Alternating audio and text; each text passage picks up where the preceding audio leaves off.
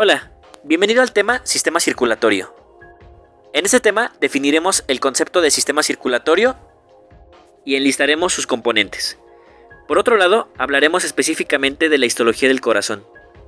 Y para esto vamos a ver cada una de sus capas, el epicardio, el miocardio y el endocardio.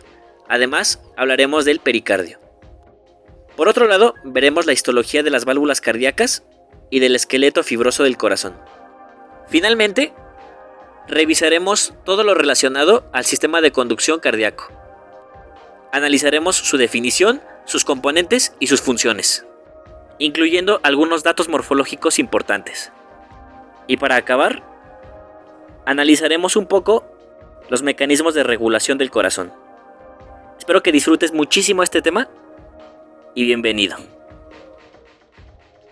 Para empezar, vamos a definir al sistema circulatorio, y lo definimos como un sistema hidráulico, cerrado y de flujo unidireccional constante y continuo, que a su vez está compuesto por un sistema de bombeo, formado por dos bombas de expulsión intermitente, las cuales se encuentran seriadas y secuenciadas entre sí, unidas mediante un sistema tubular que distribuye la sangre sectorialmente y que se encuentra dispuesto hidráulicamente en paralelo.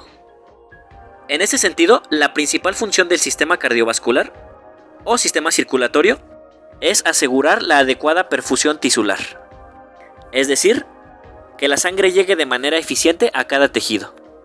Ahora bien, los componentes del sistema circulatorio o sistema cardiovascular son los siguientes: el corazón y los vasos, los cuales son de dos tipos, linfáticos y sanguíneos, los cuales a su vez se dividen en arterias, venas y capilares. Con base a esto, consideramos que la sangre sale del corazón y se distribuye por todo el cuerpo, a través de las arterias, las cuales se ramifican por todo el sistema hasta convertirse en arteriolas, las cuales aportan sangre a los capilares, mismos que se encargan del intercambio de oxígeno y nutrientes, y de dióxido de carbono y productos de desecho. Posteriormente, los capilares pasan a vénulas, y estas a su vez constituyen las venas, las cuales llevan sangre de vuelta al corazón. Es importante destacar que la mayor parte del líquido vuelve al corazón a través de la circulación venosa.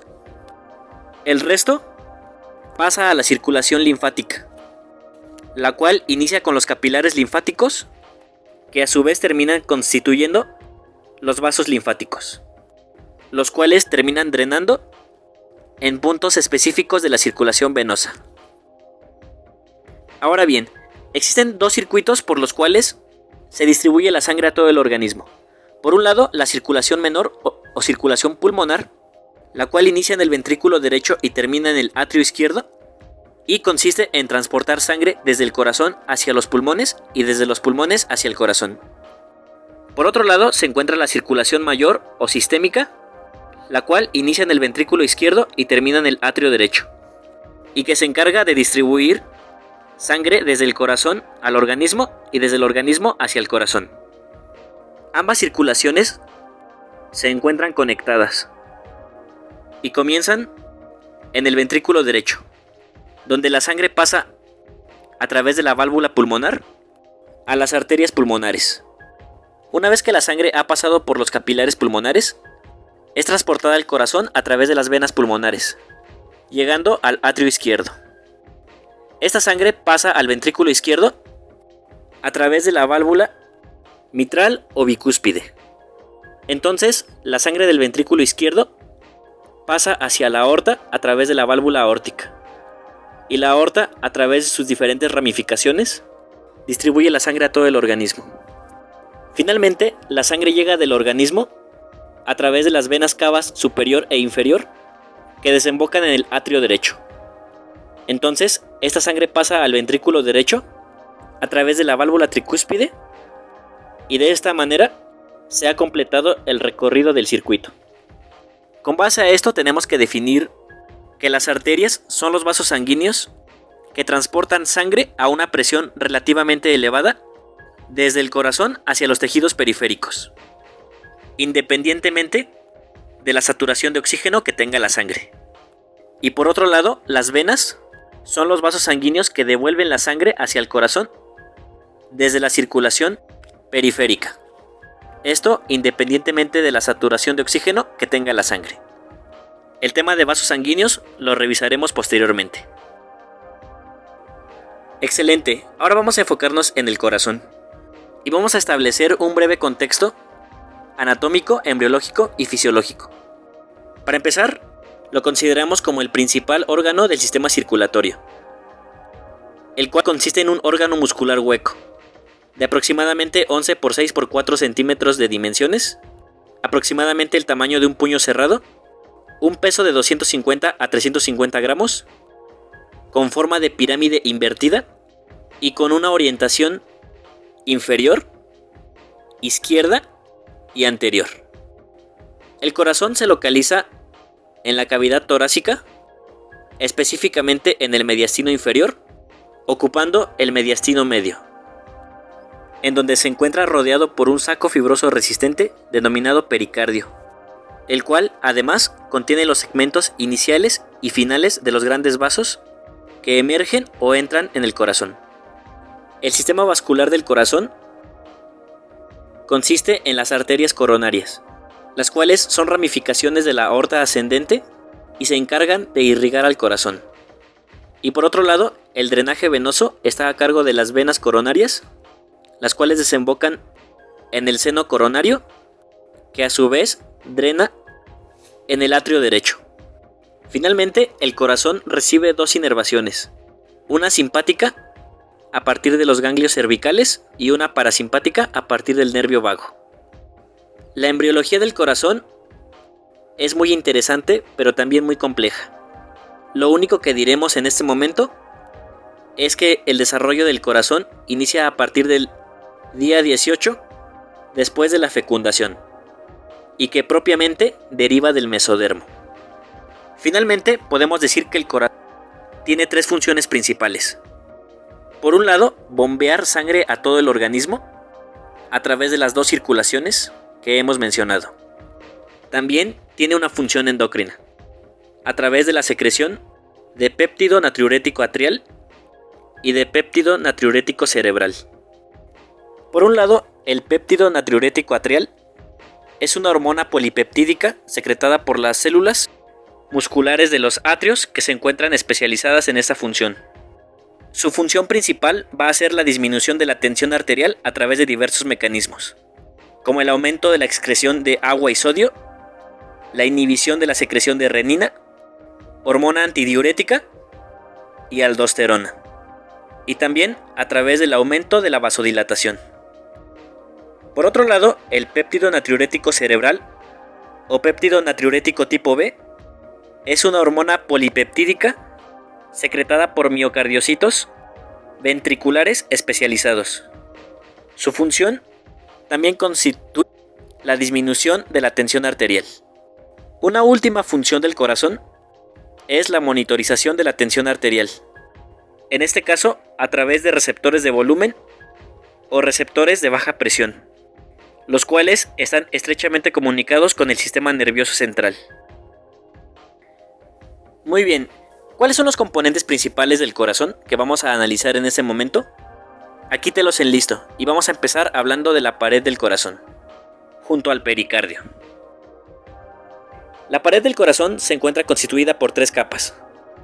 Vamos a ir describiéndolas de interior a exterior. Y para empezar tenemos al endocardio, el cual es análogo de la capa íntima de los vasos sanguíneos, el cual consiste en una capa endotelial, es decir, un epitelio plano simple, tejido conjuntivo subendotelial, que consiste en tejido conjuntivo laxo con fibras elásticas, y leiomiocitos.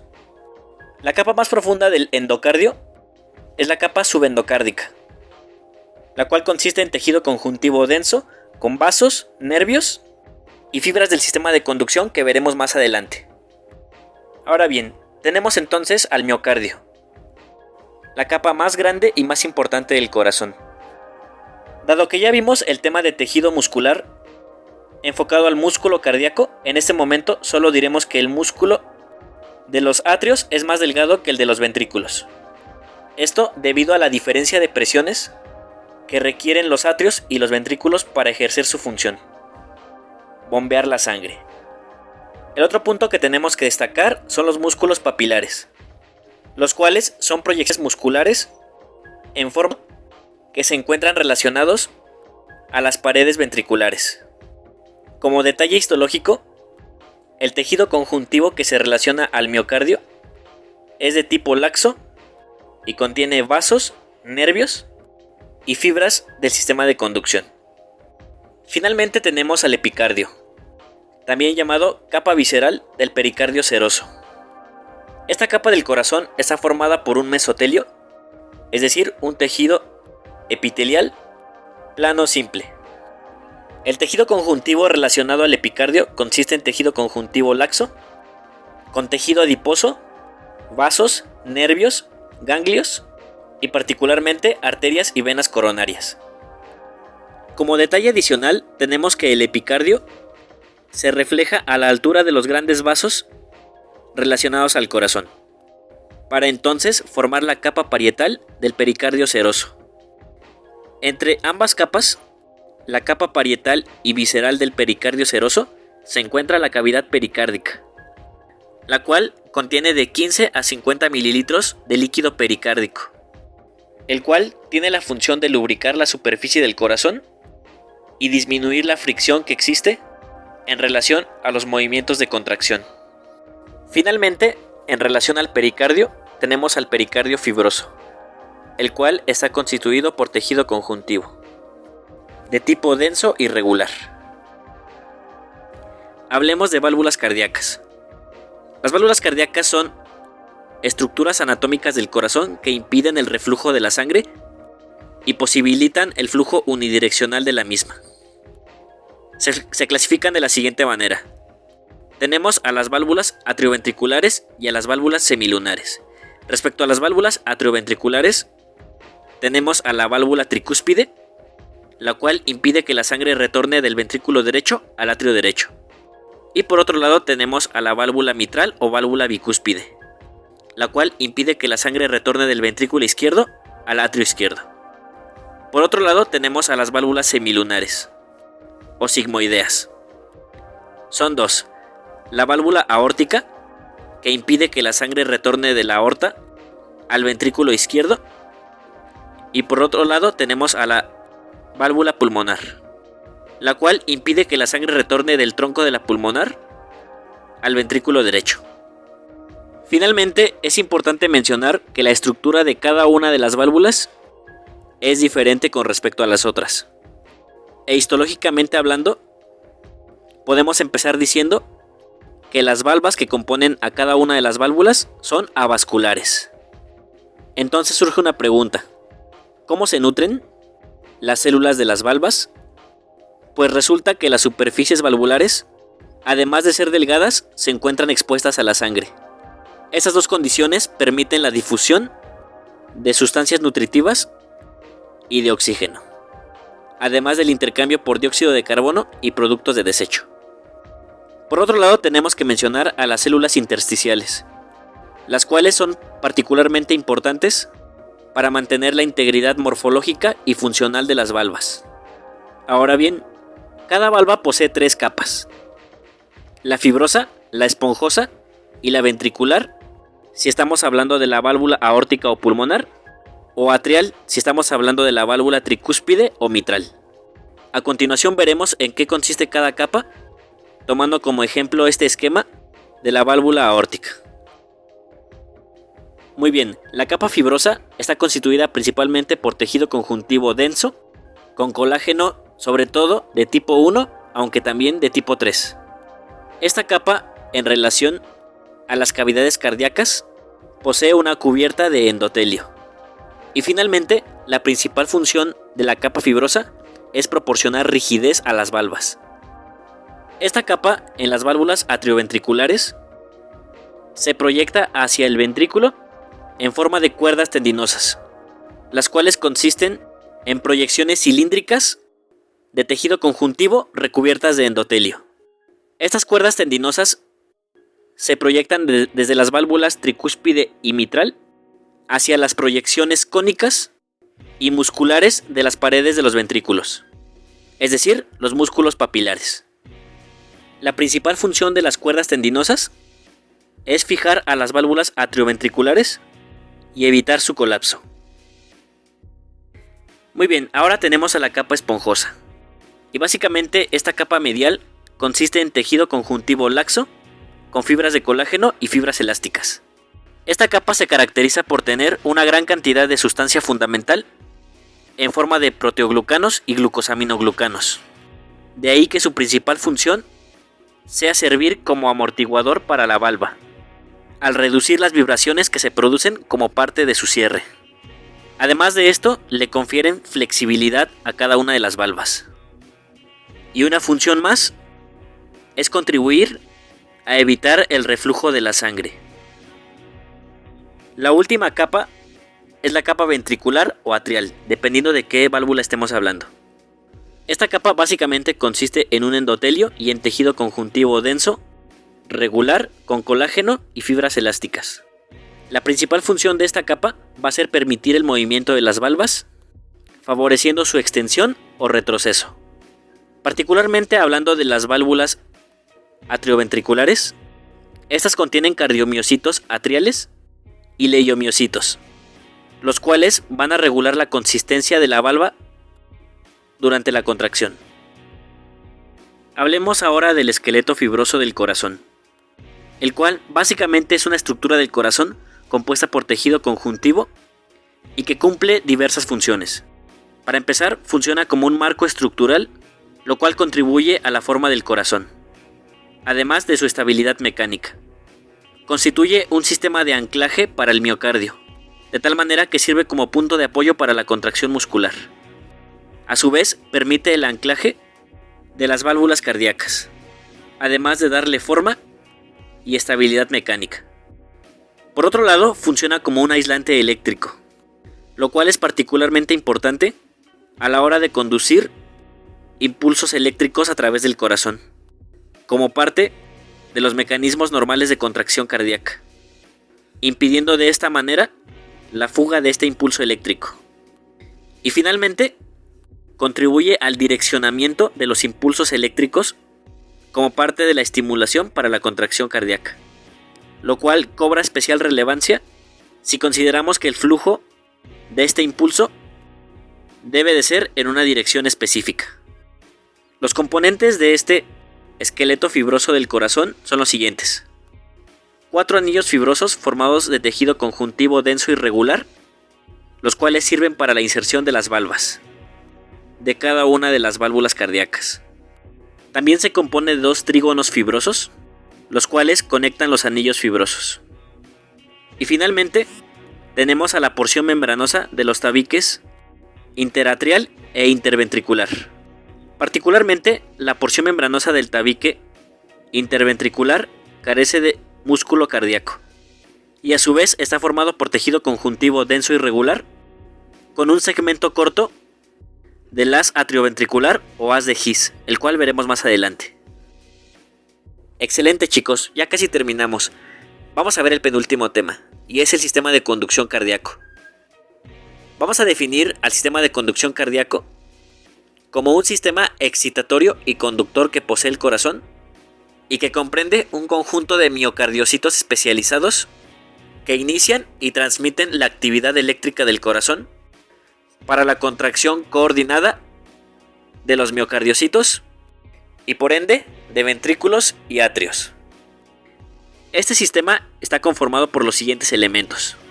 Para empezar, tenemos al nodo sinusal, sinoatrial, sinoauricular o SA, el cual genera los impulsos eléctricos que son transportados al atrio izquierdo a través del fascículo interauricular o interatrial. Por otro lado, transmite sus estímulos al nodo auriculoventricular, atrioventricular o AB a través de los haces internodales anterior, medio y posterior. El nodo AB transmite sus señales al fascículo auriculoventricular, atrioventricular o haz de His, el cual a su vez se divide en 2 ramas, la rama derecha e izquierda del haz de His, las cuales llegan hasta el vértice del corazón y se transforman en vías de conducción, las cuales terminarán conformando la red subendocárdica terminal o fibras de Purkinje. A continuación, abordaremos cada uno de estos componentes, no sin antes mencionar que cada uno de ellos posee un epónimo en particular. Aquí te presento los más importantes. Y por otro lado, destacar que a lo largo de todo el sistema de conducción, cada uno de los componentes va emitiendo diversas ramas, de tal manera que no hay área que se quede sin estímulos. Vamos a empezar hablando del nodo sinusal, el cual básicamente consiste en un conjunto de miocardiocitos especializados, los cuales en general son más pequeños que los cardiomiocitos convencionales. Se organizan en haces entremezclados, se encuentran compactos, se tiñen débilmente y se encuentran inmersos en tejido, el cual es particularmente notorio. Estos miocardiocitos especializados del nodo sinusal se van a mezclar con los miocardiocitos convencionales en la periferia del nodo. Ahora bien, este nodo se encuentra en la desembocadura de la vena cava superior, es decir, en el punto en el que se une con el atrio derecho. Y su función en particular, una muy importante, es la generación de impulsos eléctricos de manera automática. Con base a esto, y debido a que el nodo sinusal posee la frecuencia de estimulación más rápida, es el que determina la frecuencia cardíaca, la cual va de 60 a 100 latidos por minuto. Con base a esto, el nodo sinusal también se le conoce como el marcapasos fisiológico del corazón. Finalmente, una característica en particular que tiene este nodo es la presencia de nervios y de una arteria, la cual puede ser central o periférica. Como detalle adicional a estos miocardiocitos especializados del nodo sinusal, se dice que sus discos intercalares no son como los de los miocardiocitos convencionales. Además, posee dos tipos de células: las células marcapasos o P, que generan el impulso eléctrico que estimulará al resto del sistema, y las células transicionales o T, que se van a encargar de propagar el impulso.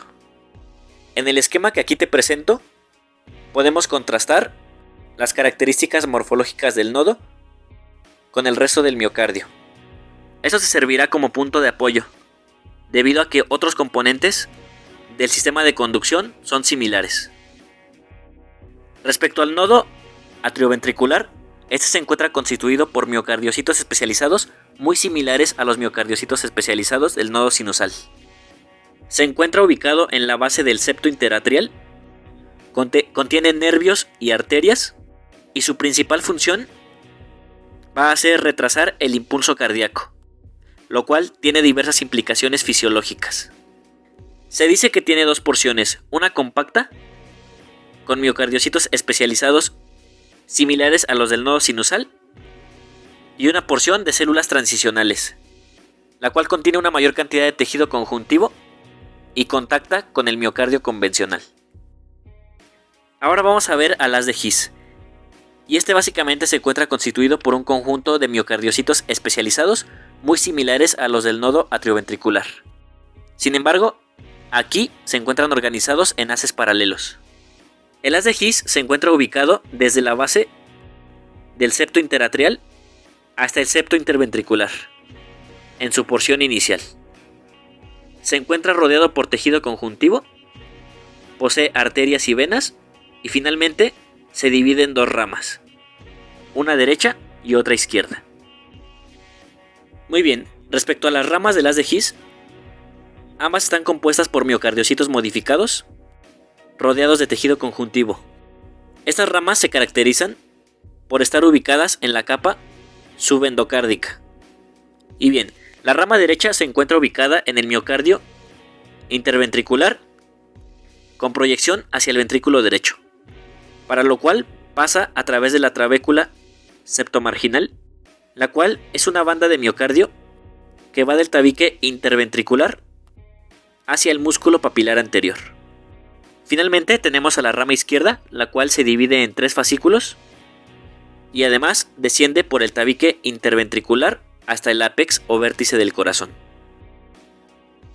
Finalmente, como último elemento del sistema de conducción cardíaco, tenemos a las fibras de Purkinje, las cuales son intramiocárdicas o subendocárdicas. Y básicamente consiste en miocardiocitos modificados con mayor tamaño y menor cantidad de miofibrillas en relación a los miocardiocitos convencionales. Además, tienen un núcleo grande y una gran cantidad de glucógeno perinuclear, lo cual hace a estas células Paz positivas y resistentes a la hipoxia. También tiene células transicionales y su principal función va a ser la despolarización de los ventrículos. Vamos a acabar el tema mencionando que el corazón se contrae de manera independiente a cualquier estimulación nerviosa. Sin embargo, el ritmo cardíaco puede ser modificado por acción del sistema nervioso o del sistema endocrino. En ese sentido, el sistema nervioso autónomo regula la frecuencia cardíaca. El sistema nervioso parasimpático disminuye la frecuencia cardíaca y el sistema nervioso simpático aumenta la frecuencia cardíaca. Algunas hormonas que están implicadas en la regulación de la contracción cardíaca son la adrenalina y la noradrenalina, los cuales aumentan la fuerza de contracción y la frecuencia cardíaca. El calcio y la triiodotironina y tetraiodotironina, es decir, las hormonas tiroideas, también aumentan la fuerza de contracción y la frecuencia cardíaca. Perfecto, te felicito. De esta manera hemos acabado el tema de introducción al sistema cardiovascular y el tema de histología del corazón. Ahora nos corresponde repasar el tema y vernos en clase para acentuar los puntos más importantes, en particular la revisión de imágenes histológicas. Espero que este tema te haya parecido muy interesante y muy entretenido, y no olvides que es un tema muy importante, el cual ocuparás, estoy seguro, en cursos posteriores. Por ejemplo, el de fisiología cardiovascular. Sin más que agregar, que tengas un bonito día y sé muy feliz. Nos vemos.